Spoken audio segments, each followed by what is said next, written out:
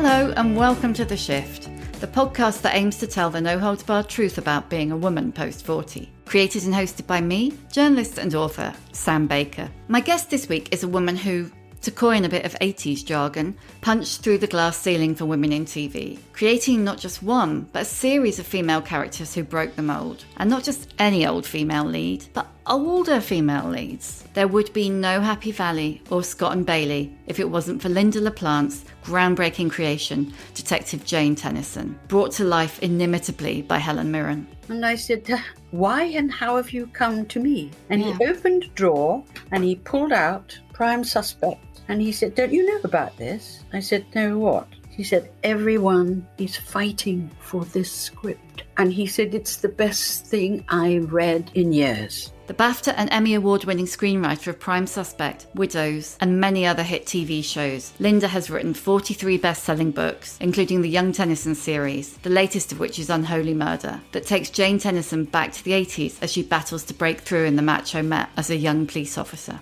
Lynda tells me what it was really like to be a woman in TV in the 80s and 90s, and probably noughties too. The humiliation that shaped her, how she learnt not to let things get to her, and why you should always read the small print. Thank you so much for coming on The Shift, Lynda. It's my pleasure. Absolute pleasure to have you. Jane Tennison, how 30 years. I know. Does that feel crazy? In a way, it feels kind of odd. But at the same time, because of working on all the novels of the young Jane Tennison, she's never out of my mind. And we're on to book 7 now with Unholy Murder. And I think probably 3 more, she will be the right age and rank. And that will take her up. In Prime Suspect opened, yeah. I mean, obviously you've got unfinished business with Jane because you've been exploring her earlier life. But are you tempted to bring Jane back, older Jane? I have contemplated it. The only way, I mean, she would be retired now. And so I did kind of think about it. And I decided that if I was going to do it, obviously, Helen would have to agree. But I decided I might put her as a crime writer. Oh, good thinking. That in her retirement, she started to wonder what to do because she was so bored. And a number of officers that I've met and work alongside, I know they all have a lot of police records. Perhaps they shouldn't have them. Yeah. And they've got a lot of cases. And he will open up an old case. Do you think Helen would do it? I don't know. I mean, she has such a remarkable career and she's always in work that I really don't know. It would have to be under discussion. Oh, but it's Jane Tennison. How does it feel to have created one of those characters that's so significant? Yeah. Truthfully, because the BFI are doing a show on Sunday and they have been showing the Prime Suspects to a public audience, and then there's a Q&A, I thought I had better have a look at it again. One forgets. All by myself, I sat and I watched it. And in all truth, I think it would stand up today with very little alteration. And I also felt that there has never been given the right kudos to the director. He was called Chris Manall, and he really did an incredible job. He did my script and was so fascinated that I could take him to incident rooms, introduce him to police officers. And so he worked very, very diligently in getting that reality to the show, which was then obviously led by Helen Mirren because she was the right age. She was already in her 40s. That was radical in itself, though, wasn't it? I mean, not only had you managed to get the TV company to produce a female-led crime series, but then they didn't cast some kind of hot 25-year-old. Did you have to fight for Helen? It was very interesting because they hated it. When it came in, the script came in, they hated it. They found her unemotional. They brought up things like, when she's looking at the body of the young murder victim, she is touching her. She was actually checking her wrists for marks where she'd been tied up. And I said, well, she's a police officer. She's 10. And by that age, you will have been privy to looking at an awful lot of cadavers, maybe not leading a murder investigation, but you would have been there on site. The reality was they couldn't come to terms with what she was. It was very frustrating, but they simply said, look, we're not going to go ahead with it. We do have another cop show, which is set in Spain, and it's called Cops. I just said, fine. what can you do? They'd paid me to write the script. But in those days, there used to be a thing called FlexiPool. So 30 years ago, if any of the main networks had booked a script and paid for it to be written and did not go ahead with it, it went into a pool. Every single network script that nobody wanted to do were then up for grabs, cheap, because it had been written and it was in FlexiPool. So, at that point, somebody said, oh, it's gone into FlexiPool, so nothing's really all lost with it. I didn't know what FlexiPool was. No. And I then got a call from a film company, Carnival Films. And when I went in and met the head of the film company, he said, I'd like you to write a detective movie. And I said, oh, thank you. He said, at the moment, we are doing a film with Liam Neeson called The Key, which is a big thriller. He said, but I'd like you to write a thriller for us, a movie. And I said, why and how have you come to me? And he opened a drawer and he pulled out Prime Suspect. And he said, don't you know about this? I said, no, what? He said, everyone is fighting for this script. And he said, it's the best thing I read in years. So he said, that's why I have brought you in. Now, nobody had mentioned this to me at Granada. Nobody had inferred there was a possibility of anyone else bringing it up. And eventually I get the call to say, oh, we've got a bit of good news for you. We've decided to do it. Oh, God. And I said, wow, that's wonderful. Thank you. And, it was very strange because we'd been filming for some considerable time and I opened the stage and there in the forthcoming film section was a movie called Prime Suspect starring Liam Neeson. Oh, and I went to the producer and I said, listen, they've nicked this title. They can't have it. And they said, look, that's a movie. We're just TV. Just TV. They wouldn't say that now. And I said, well, no, I'm sorry. I mean, I know what the film was. It was called The Key. And they've taken my title. And it was dismissed. But, I mean, I said, I can't dismiss it. What do I do? And they said, well, there's nothing you can do. You don't own the title. So I wrote a very personal letter saying, it is my title. And I'm asking you as a gentleman not to use it. And they didn't. And it was like, I don't know, you could just say what made me into such, could you describe it as aggressive? I suppose so. No, you're just standing your ground. Yeah. In those days, where I got that instinct from, being an actress for so many years, and you come against an awful lot of rejection as an actress, and you just learn to take it. But I never, as an actress, spent so much time on something. So diligent, so working with the police and getting everything right. And if I had any time with the wonderful detective I used, Jackie Moulton, if at any time when she was reading the script, she said, no, this doesn't work. You'd never do this. Then I'd say, what do I do? Tell me what I do. And she would consistently guide and say, go directly. Don't mess about. If you want to know where somebody was on March the 15th, find out where they were. And she taught me about interrogation. So the reality was having so many guide me and work alongside me was terribly important. And I did not want to in any way let them down. I always have worked in the same way with people. If I need to know something, I'll go and find out somebody that's done it, can tell me. And I keep on saying to everyone, it's respect. Respect the time that people give you. If you disrespect it by going, well, thank you very much, I'll just take a bit of dramatic license here. I won't, we see constantly now on TV a detective drama. And they bring in a body and they go, have we got the toxicology report in? Oh, yes, it's just come in. Whereas I know it takes 3, perhaps even 5, 6 weeks for a toxicology report to come in. And the delay and the frustrations. Forensic science is, unbelievable now what we can do. And the big learning curve for me also is working on a young Jane Tennison when there was no DNA. I think Prime Suspect was the first time DNA was ever used. The actual phrase. Yeah. We've got the DNA. Was that one of the things that was attractive for you about writing Young Jane, was to go back to a time before all those answers were scientific? In a way, but also I was quite shocked to be asked what what the young Jane Tennison was like, and I had no notion. Because I'd worked with the real McCoy throughout the entire writing process of Prime Suspect, I'd never actually considered what that officer was like when she was young. But what it made for me to work on was, how did that character get to a position of such control? Unmarried, her life was her work. And so to go back to when she's 22 years of age and see the mistakes she makes, see her ambition, see her failures, which eventually create that very formidable woman who, when told you're stepping into dead men's shoes,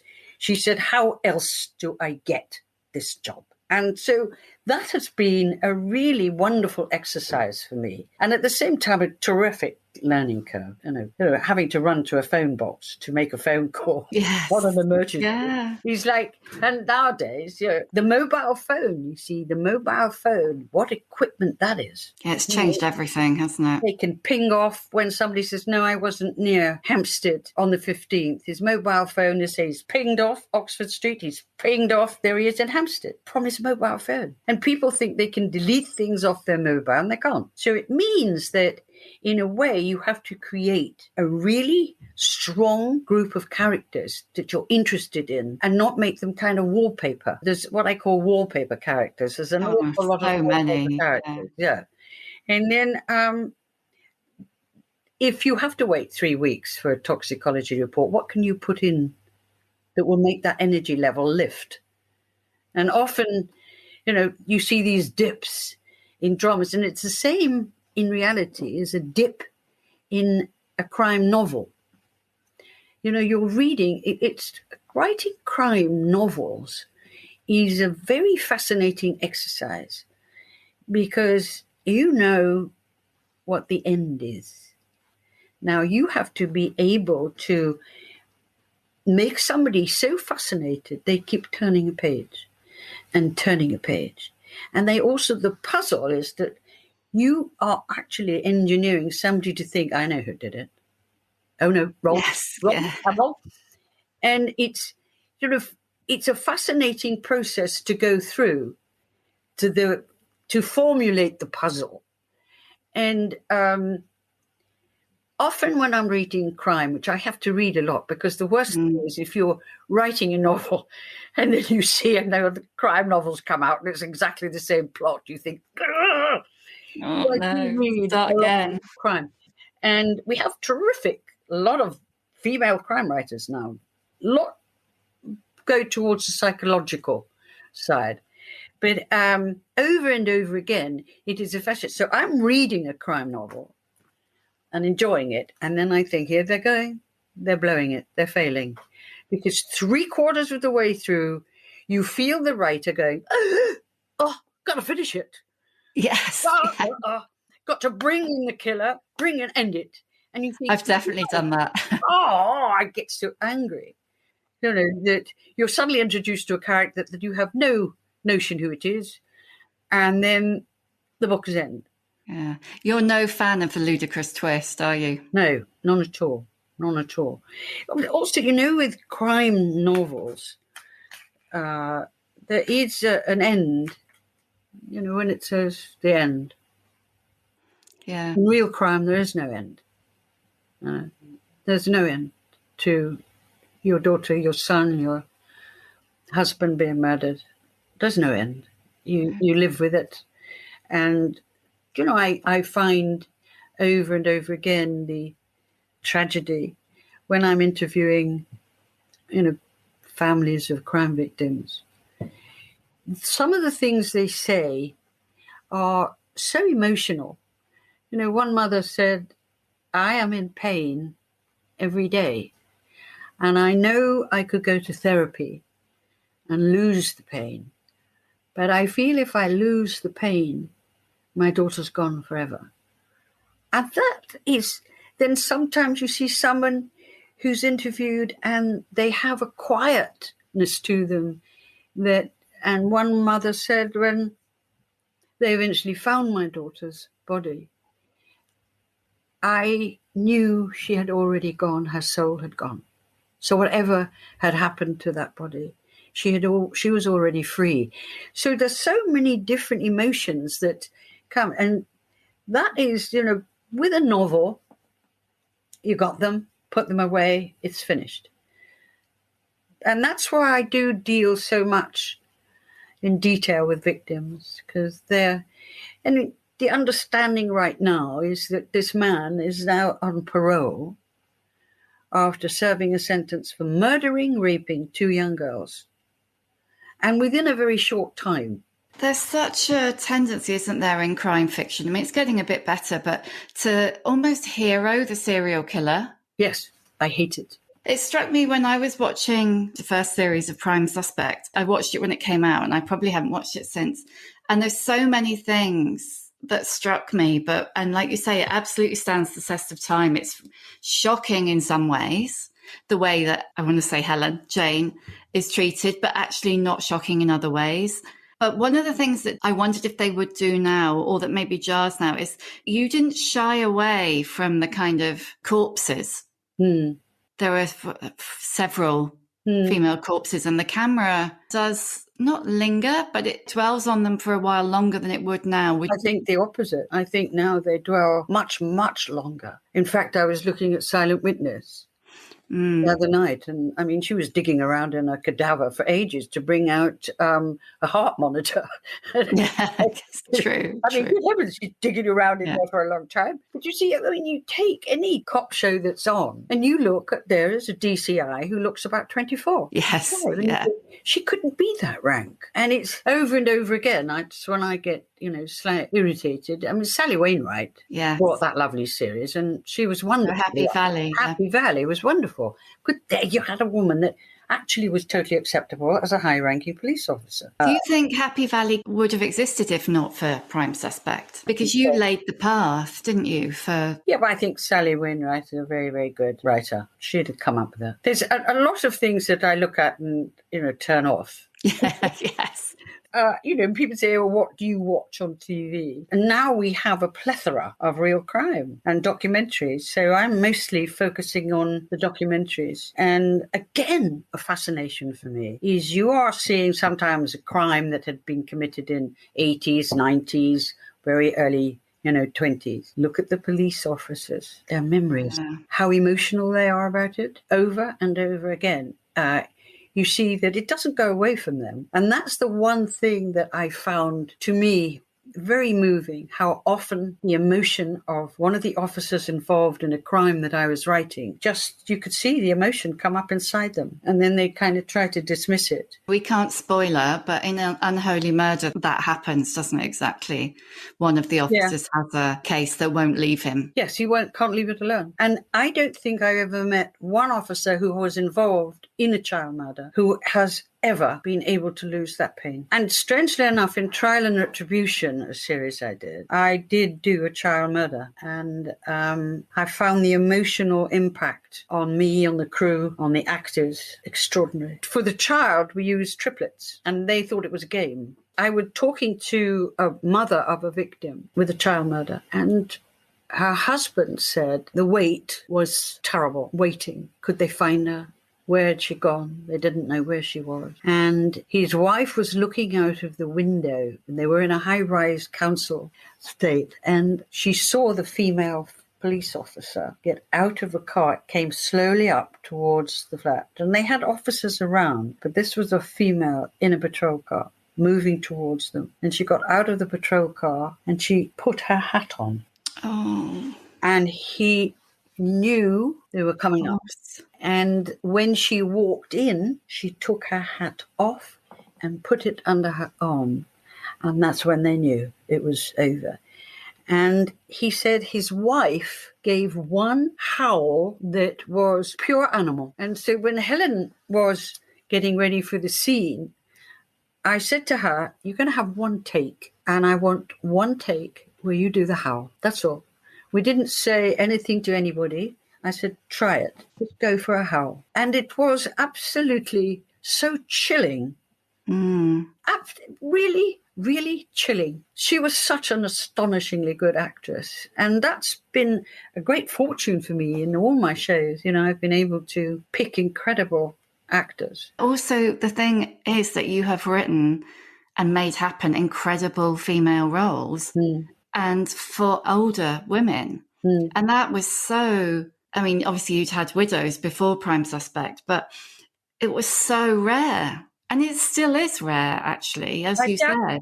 I truthfully doubt now that I could get Widows on at any of the TV companies because there were 4 unknowns. Nobody had ever seen them before. But I was very fortunate to have as a mentor Verity Lambert. And again, casting was extraordinary. And I think Anne Mitchell. Yeah, the Dolly Rawlins character. She came in for the interview with the director and she didn't look like Dolly Rawlins at all. She was slightly, well, she just didn't look like Dolly Rawlins. And she said, "This is my part. I've waited all my life for this part. You can't give any, the strength of her." And after she'd left, I said to the director, "What do you think?" And he said, "She frightened me." And I said, "She's Dolly Rawlins." You've got her, yeah. And again, because of knowing a woman like Dolly Rawlins, and I interviewed her, and she used to run a market stall. She was always in this bobble hat, mittens and boots. And I went up to her because I'd been told that her husband was away for murder. And she was very tough. She's going, "The tomatoes, lovely, you won't get them anywhere else, darling." They had that gravel voice. And when I went up to her and I said, I wonder if I could have a few moments of your time, I'm a writer. And she was very abusive. And she continued to be abusive for quite a long time. And eventually, I tried another time and another time. And she said, "Come and have tea with me, darling." When she opened the door, she was wearing a beautiful suit. Her hair was permed, immaculate makeup. And she saw my reaction. She said, "Yeah, you don't know me, do you?" And I went in. And the reason I've told this is because in her own private life, she was immaculate. So when we're doing the costume designs and discussing them, the costume designer said, "Oh, right, criminal's wife. Let's have a little sort of Velcro or something like that, cheap." I said, "Oh, no, she's Jaeger." No. Yeah. And cashmere. And you could see this costume designer going, "Cashmere? Oh, right, I'll put that down." It's the difference between knowing and putting it on the screen and not just making it up. And every single one of those girls I found and talked to. And there was one time, he was quite a heavy villain, and he had been involved in a possible security wagon. Okay. Anyway. He was protect your sources. very helpful to me, very helpful. And so when I was in one of the meetings with the producer and exec producer and the director, I said, "Would you like to meet someone that is very close to the security robbery?" "Oh, yes." "Oh, darling, bring him in. That would be wonderful. Oh, can't wait to meet him."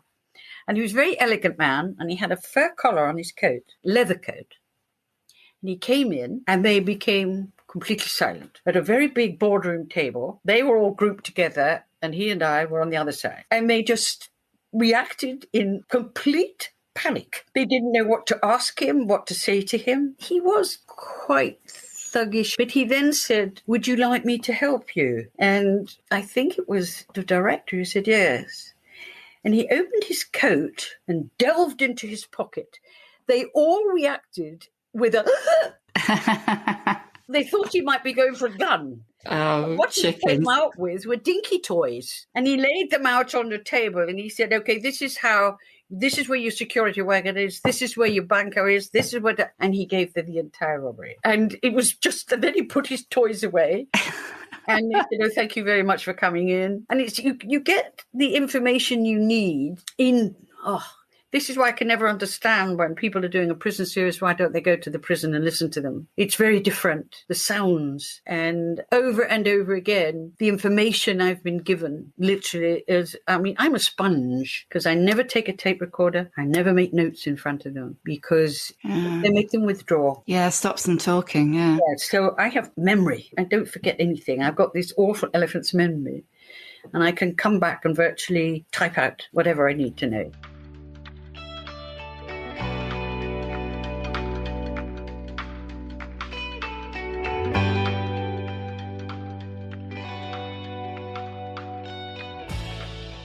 When you started working like this, it was quite rare, given that you haven't been a journalist, it was quite rare for writers to work like this, wasn't it? And really rare for a woman to work like this. Was this instinctive for you, just to go and ask people about their lives? I suppose in many ways, when I wrote Widows, I was a working actress. I'd never written anything. And I submitted a treatment, which was just a page long. And I used my married name, not my acting name. And when I went in, Verity Lambert couldn't believe it. I'd been in and out. I'd been in Minder, always playing a prostitute. Not in Rent a Ghost. Not in Rent a Ghost, no. I just squeezed myself away. But she said, I can't believe this is you. Look, we want this. We like this idea for women. Do you think you'll be able to write an episode? And she said, if it's not any good, would you mind if I brought in another writer? And I said, no. Okay. She said, well, we're going to commission episode 1. All right. I said, right. I didn't even know what a commission was. I went home in a kind of panic, really, and thought, well, now what do I do? And I don't know why on most movie sets, and usually connected to the props department, is a bit of a villain. Yeah. They've always got a little lamp, you want that little lamp, I can get you one of them. They've always got these guys that are slightly, and I met a genius. He literally said, what do you want, a killer, burglar? What do you want? I know them all. And learned the lesson. Don't react, overreact. If somebody is telling you the most horrific story, you just go, really? That's, oh. And I got so much material, even down to the fact that I was quite shocked that interviewing prostitutes and going down around where they have their patches around King's Cross and approaching the girls. And I eventually said, look, I'll pay you. I just need an hour of your time. Now, here was an actress that had played a prostitute in virtually every single crime show you can imagine, because I had red hair from Liverpool and was short. Yeah. So they immediately, not stereotyped at all. I could go in for an interview and said, I've just done Hedda Gabler. And they go, right, well, we didn't see it. Would you like to read this? And it was a Liverpool prostitute. So it was, used to that. And I just found the depth that I, as an actress, had missed. All their stories were different. And it was a big learning curve. And even to the fact that when I wrote a leading role for a black actress, I never put that she was a black actress. I put her name as Bella O'Reilly. And Verity Lambert said to me, Bella O'Reilly, that's an odd name. I can't quite see her face. I said, well, she's from Tiger Bay. And she went, got her. And that's where we found the beautiful Ava Motley. And it was like over and over again, go to source. Often in very dangerous positions too. And I had to learn to take protection too. You get so much fodder. Earlier, you referred to people describing you as aggressive. And you're not. You're strong. Do you come from a family of forceful women, of women who know their minds? Or no? Your mum's wasn't? No, nothing. My mother was an obsessive sports fan of everything, particularly football. Grown up with it in Liverpool. And I remember one evening she said to me, this Prime Suspect, did you write it? And I said, yes, Mother. Well, it's going to clash with the football. Know your place, Lynda. Not of my family, only my sister, who I began to use as my casting director because she would search and find the actors that I wanted. And I was always going for somebody that had never been on the screen. Because of my experience as an actress, one of the biggest learning curves I ever did was I was asked by a director to do Calamity Jane at Sheffield at the big Crucible Theatre. And it was a musical. Now, I'd done cabaret, but I wouldn't call myself a very good singer. And I said to him, look, I don't know if I'm going to be able to cope with all these songs. And he said, I haven't got you for the singing. I've got you for the acting. Up went the memo to everybody in the cast that we were not going into rehearsals for the show until the musical director had worked with us. And he was a horrid little American man. He said, I don't care what you're doing with it. All I'm interested in are voices. So we had a pianist playing the scales, and he said, when I point to you, I want you to hit those scales. When I point to you to second time, I want you to sing a couple of lyrics or something. And I was dying in the front row. The voices coming back from the chorus were fantastic. And there was a girl, she was a lovely girl, who he said, beautiful voice. Give me the first bars of Once I Had a Secret Love. And she belted it out. And I still hadn't had the baton pointed at me. Then eventually the baton came to the small, shrinking redhead in the front row. And I just croaked out, ah. And he said, no voice. And then at the end, when everybody had the baton pointed, he looked at this girl and he said, you have to be my calamity. And she said, no, I'm not actually. And then he looked around the room and he said, who's Calamity Jane? And I put my hand up and he went, dear God, you don't have a voice. Rude man. The worst humiliation I've ever known. I was terrified to sing. Every time out my mouth, this other girl would sing for me. And one night I was thinking, I think I'm going to walk. And there was a young guy in the chorus and he came into the rehearsal room and he said, you have to stop this. He said, you are Calamity Jane. No one else is. You are. And you're not singing. You're letting your understudy take over every song. He said, I don't know if you can sing. He said, I can play a few bars and you've got to learn how to listen to the beat of the music. He said, don't be frightened by it. And so he worked with me for about, an hour. And he said, tomorrow you have to let everyone in this room know you are the leading role. No one else, you. When this girl steps up to sing your song, you have to say, no, I want to sing it. He said, if you don't do that, you should leave. So the following day, I hadn't eaten. I was so shaking. And it got to Once I Had a Secret Love. And he said, right, let's go again with this.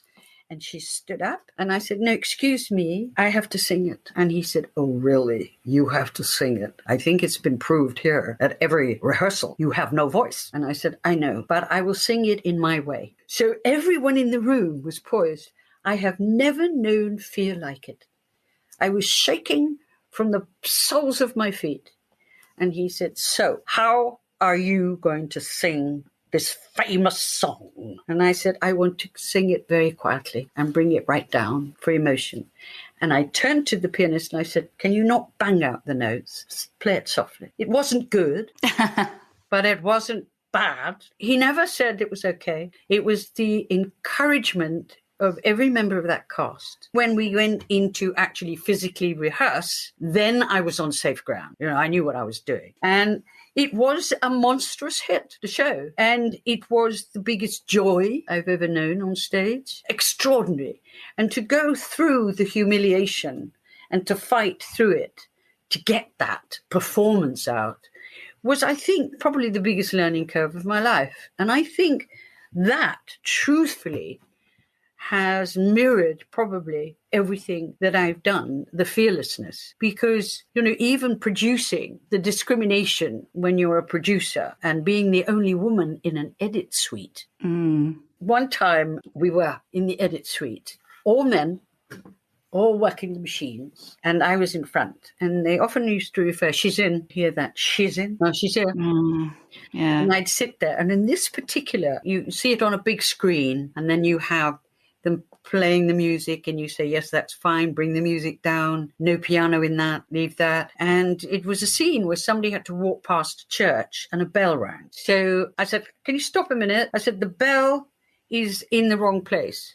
And you could feel the animosity. Where do you want the bell, Lynda? So I said, the bell comes exactly as he passes the moment of the chapel. Right. So they played it again. I said, no, you're wrong. You're beat too far. Come back a bit with it. So, and you could feel the anger in the room getting worse.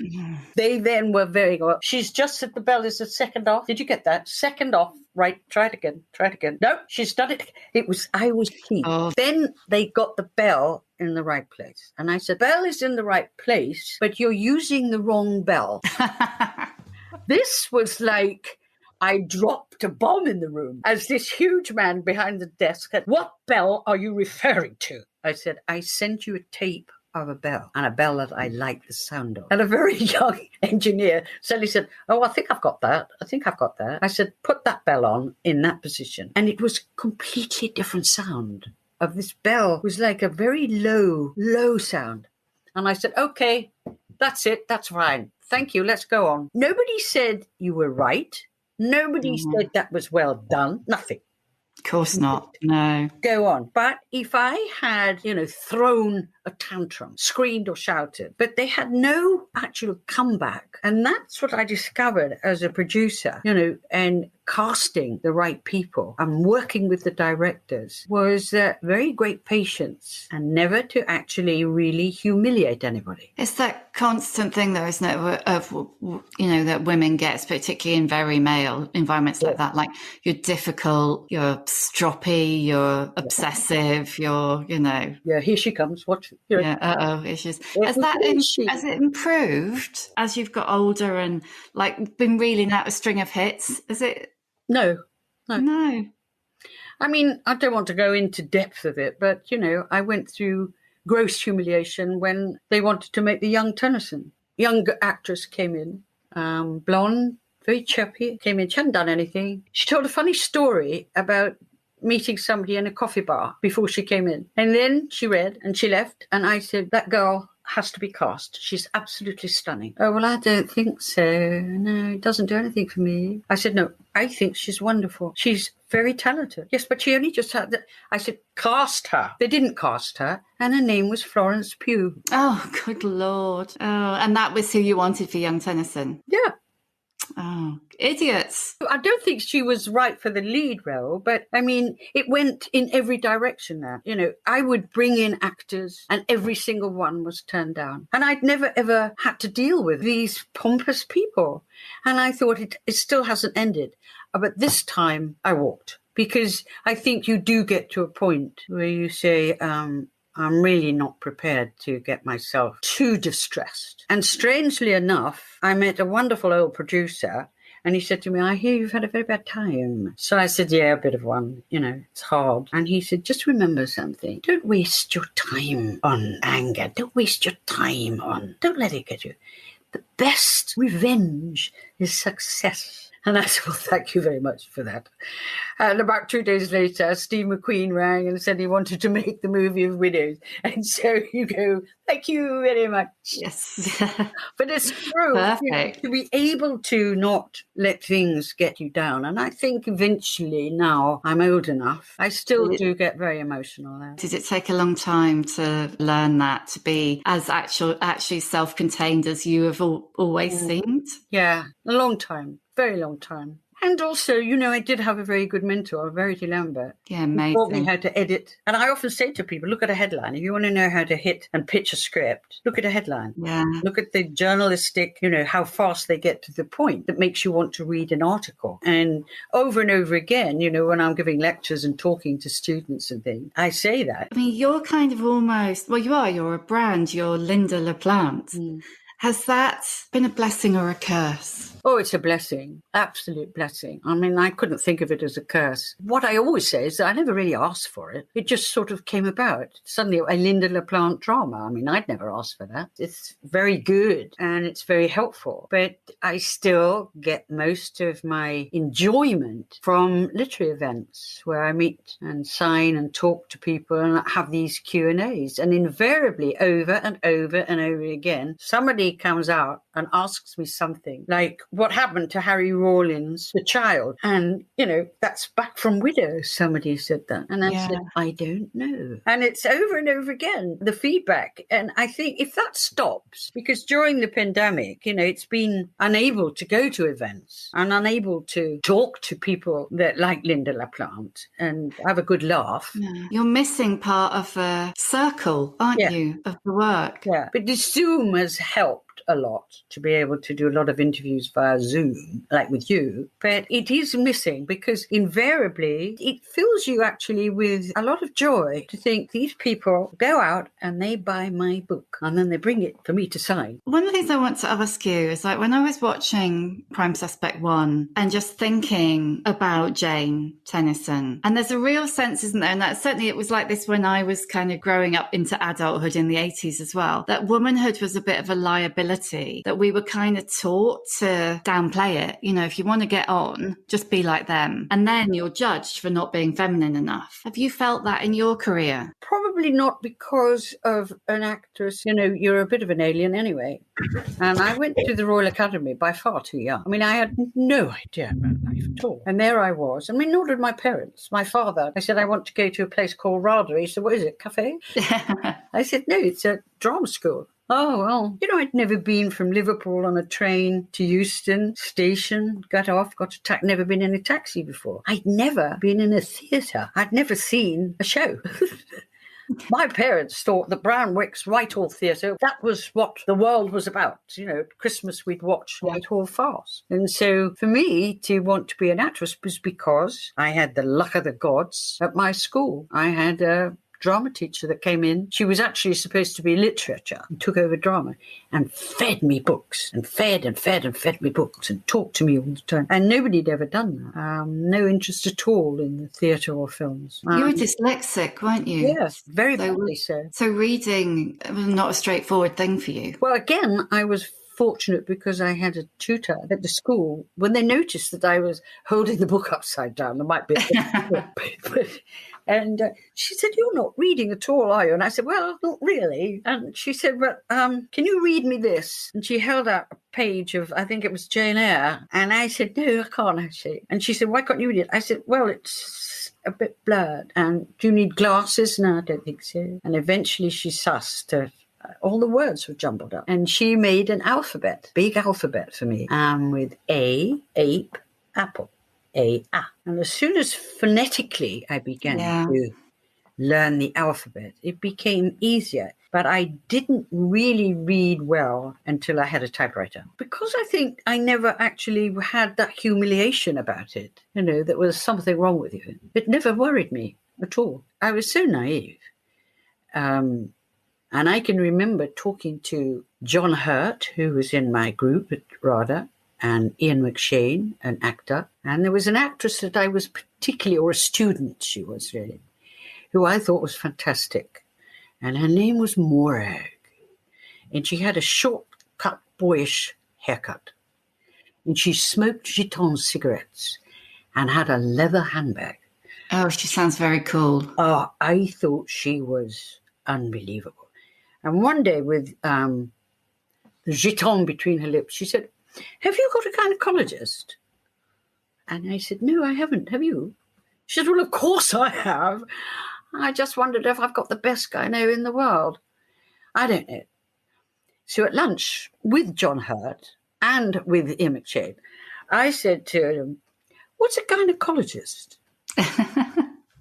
And Ian McShane said, oh, I know exactly what that is. I said, when you've got a map and they have little flags where you have to go, you start, geologists do that.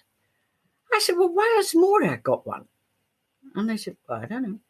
So they were as naive as I was. Yes, they thought you were asking about geologists. I just got one more question I want to ask you about Jane Tennison before I go to the questions always asked. You stopped working on the TV, didn't you, at the end of series 3? The way Jane ended up was as the kind of the woman who had given up everything for her career. How did you feel about that? Well, 1, I would never have made her an alcoholic. 2, I got to a point in my life as a writer where I didn't like to be told what I could write. That they wanted more of her domestic life than police life. And so I just said, I think it's time for me to move on. And I did. I'm not in any way being detrimental about the writers that took over because they were all exceptionally good. It's just I didn't want to be told what to write. And that was the main reason. I just like to keep on something new. If they'd said, yes, let's go into new areas, terrific.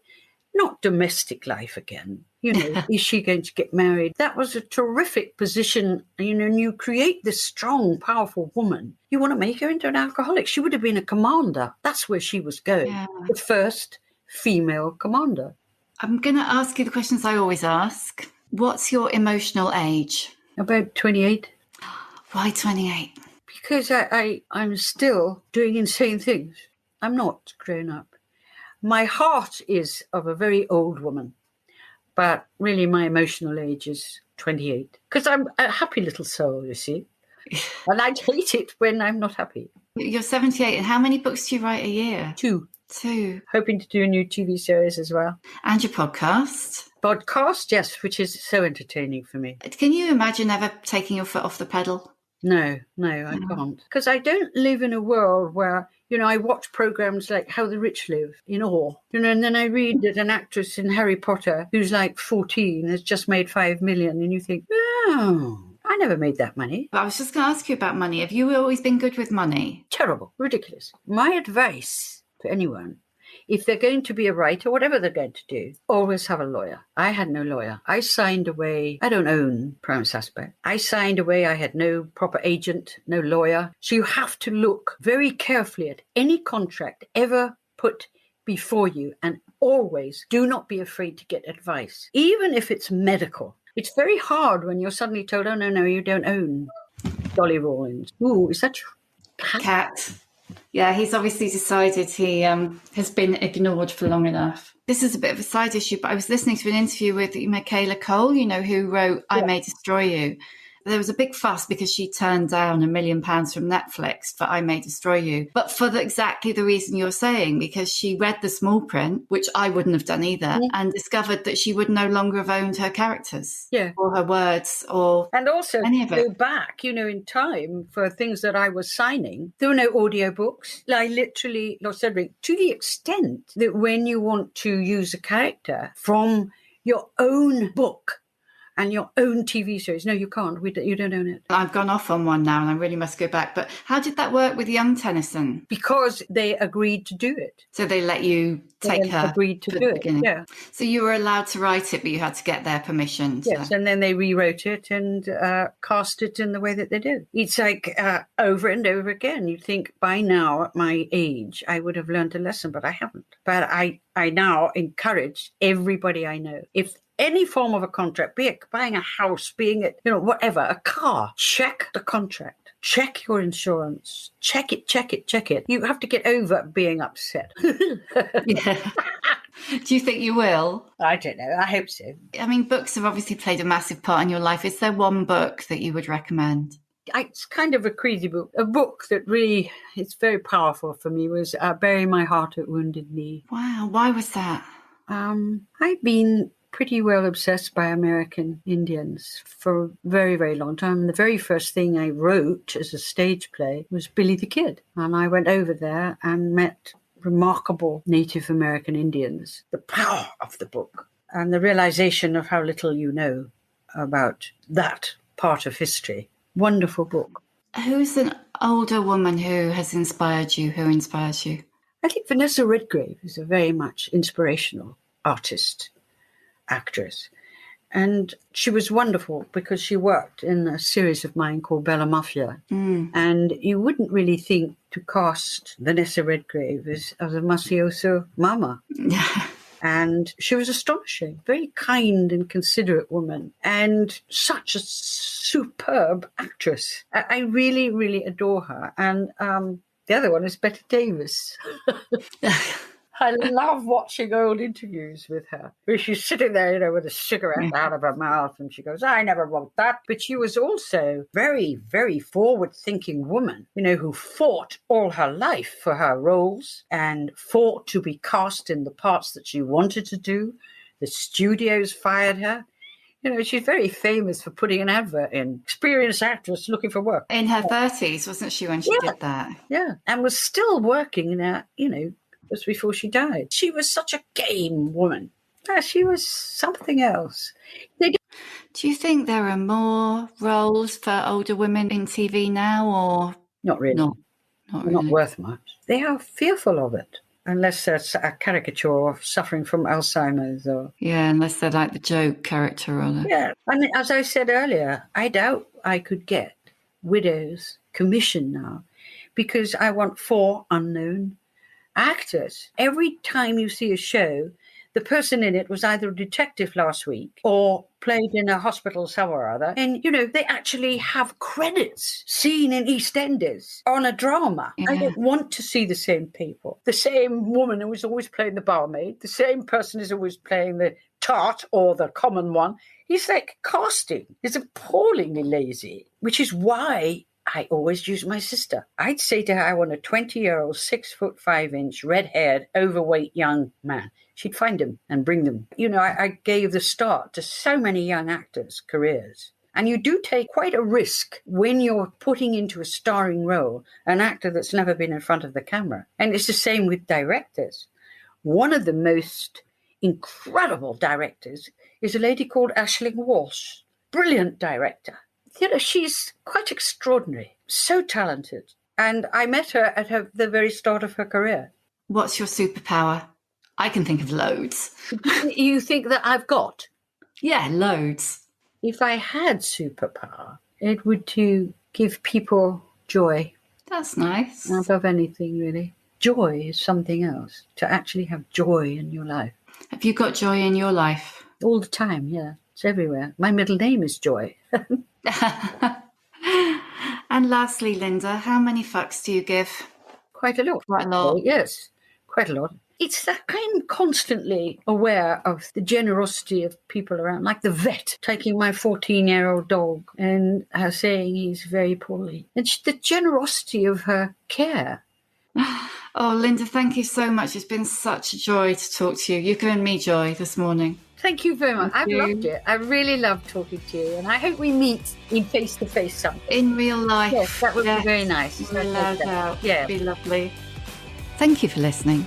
You can hear a new episode of The Shift each Tuesday on Acast, Apple Podcasts, Spotify, or wherever you get your podcasts.